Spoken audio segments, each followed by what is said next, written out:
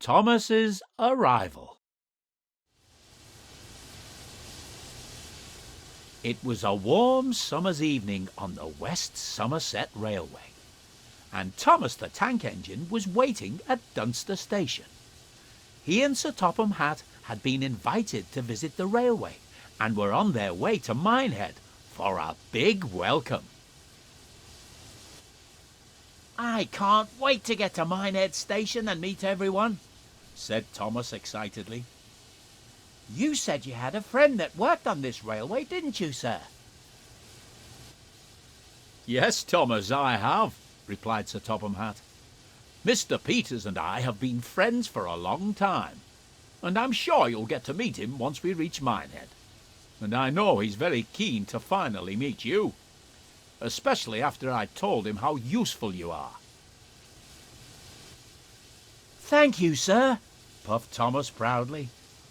"Although I do hope my branch line back on Sodor will be all right without me.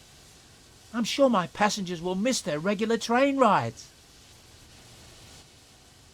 "I'm sure your passengers will be fine, Thomas. There's no need to worry about your branch line," chuckled Sir Topham Hatt. "I've arranged for Percy and Toby to look after it while you're away. Bertie said he'll lend a hand too." Thomas smiled, thinking about his friends back home. "Right then," he continued, "let's get going. We don't want to keep everyone waiting." And with that, Sir Topham Hatt walked down the platform and climbed aboard Annie. "Yes, sir," peeped Thomas. "Minehead, here we come."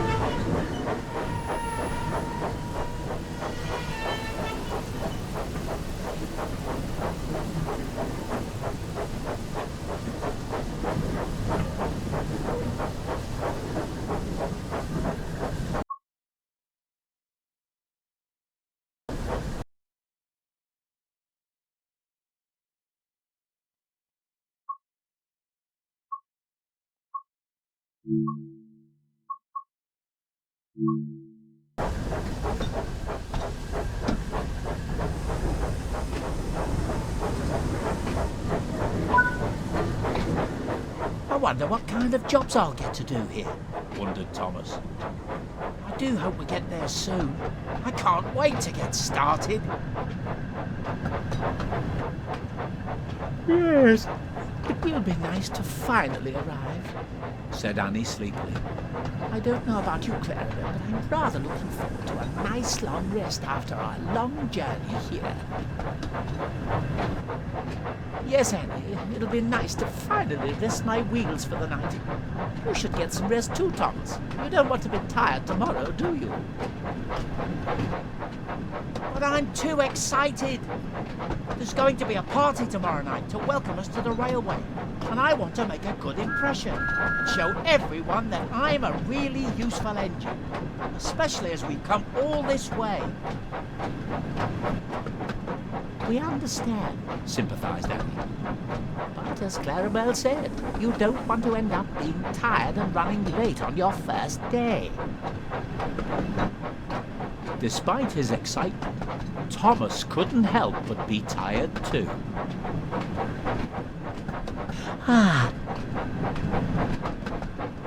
"It sounds like we're not the only ones who need to rest their wheels," laughed Clarabelle.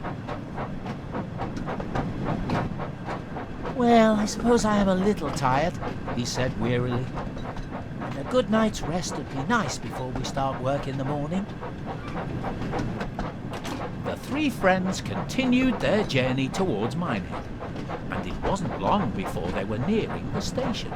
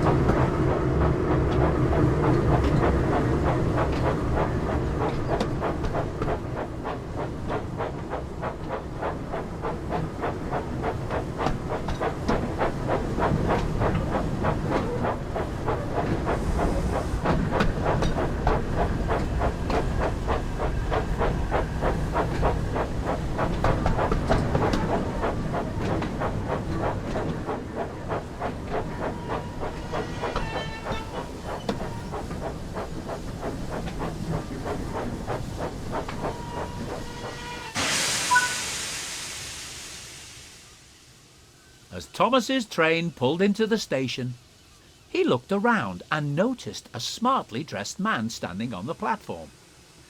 He wondered if this was Sir Topham Hatt's friend, when the man stepped forward and introduced himself.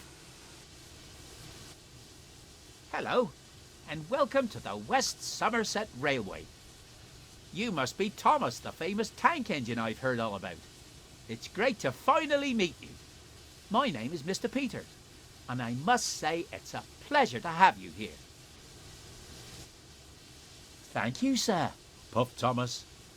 "I'm excited that we have been given the chance to come and visit your railway, and I can't wait to get started." "That's what I like to hear," said Mr. Peters. "Sir Topham tells me you're a very hard-working engine, so I'm looking forward to working with you and making sure that you and all our visitors have a great time at the party tomorrow night." Just then, Sir Topham Hatt walked up. He greeted his friend warmly and started telling him all about Thomas. "Thomas is one of the most useful engines I know, and I'm sure he'll prove to be a credit to your railway." "That's wonderful to hear," replied Mr. Peters. "I'm sure that Thomas and I will get on splendidly." Mr. Peters smiled and turned to the crowd of passengers. "Ladies and gentlemen, I would like you all to give a warm welcome to our visitors from the island of Sodor, Sir Topham Hatt, Thomas, and his loyal coaches Annie and Clarabelle." Everyone clapped and cheered, and Thomas looked on, feeling very proud.